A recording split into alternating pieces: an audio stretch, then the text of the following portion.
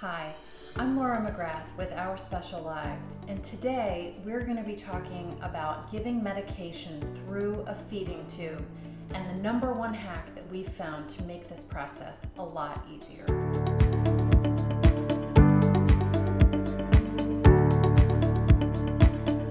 Our son is like a lot of children with special needs. He takes a lot of medication.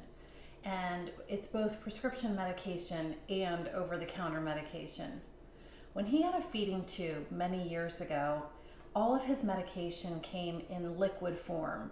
So we either had to get it through the pharmacy in a liquid form, or it had to be specially compounded at a compounding pharmacy. This was pretty painful for several reasons. The first reason was that we had to go to several different pharmacies to get the medication that we needed for him.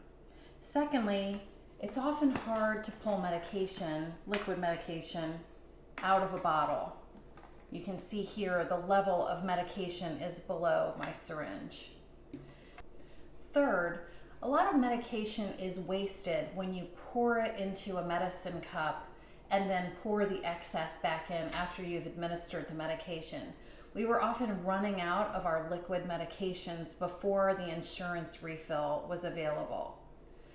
Fourth, there can be a variation in dosage because there's user inaccuracy if the syringe isn't pulled up exactly correctly, or you may not have gotten all of the medication out of the medicine cup. There's also some anecdotal evidence that sometimes liquid forms of medication are not as effective as tablet forms, probably because of user error and slight variations in dosage. Lastly, the process of pulling medications is just very messy and time-consuming. The alternative for most medications is to get it in tablet form, crush the tablet, put it in a container, mix it with water, and draw that up with a syringe. That also has some drawbacks. Again, it's time-consuming, it's messy, and most concerning of all, you may not draw up all of the medication through that process, so you can have variability in dosage.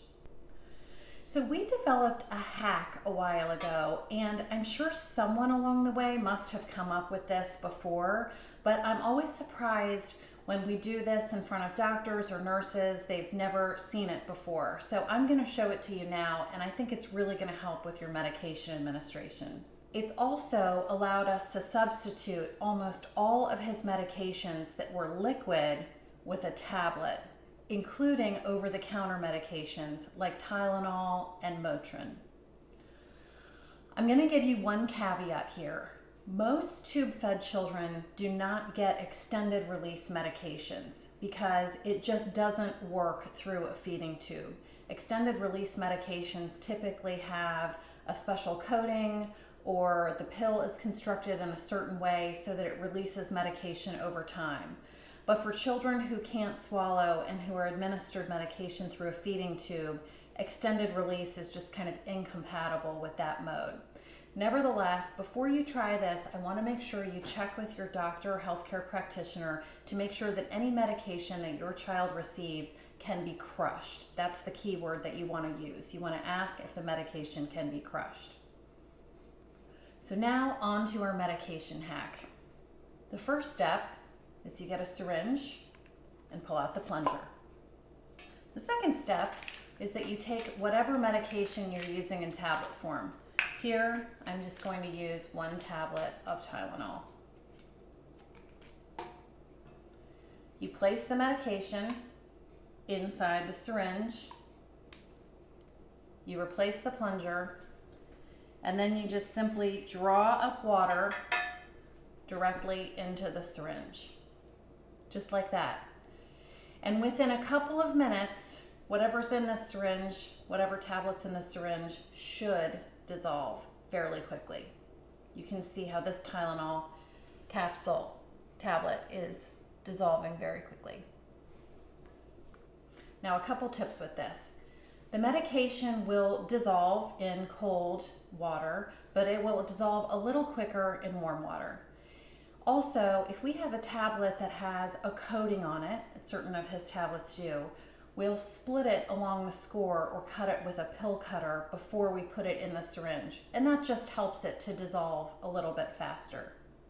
This technique is quick, it's clean, and we know that our son is getting all of the medication that he's supposed to get.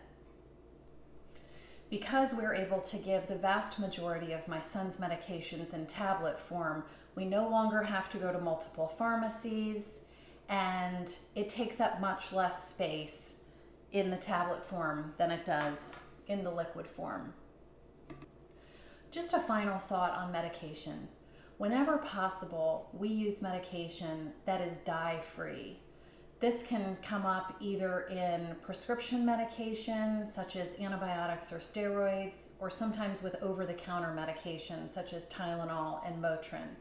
We found that both our son with special needs and our neurotypical child both have behavioral changes, pretty severe behavioral changes, such as irritability, anger, uncontrolled emotional reactions when they ingest food dye, in particular red dye number 40. And it's interesting because in Europe, food dyes have been largely abandoned in foods marketed to children. But here we're a little behind the curve. So I would encourage you, if you are giving these medications to your child, to try to find the dye-free alternative. And if you'd like to use the syringe technique, those types of over-the-counter medications often come in chewables for very small children. So I would encourage you to check that out. We also have a note on file with our son's pharmacy so that they don't put any dyes in our son's medication. I hope this medication hack gave you some ideas for your own medication administration with your child with a feeding tube. If you liked this video, please hit like. If you want to see more videos like this, please subscribe, and please make sure to check out our website, OurSpecialLives.com. Feel free to stop by and leave a question or comment, and if there's any videos that you're interested in seeing, I'd love to hear about it. Thanks so much.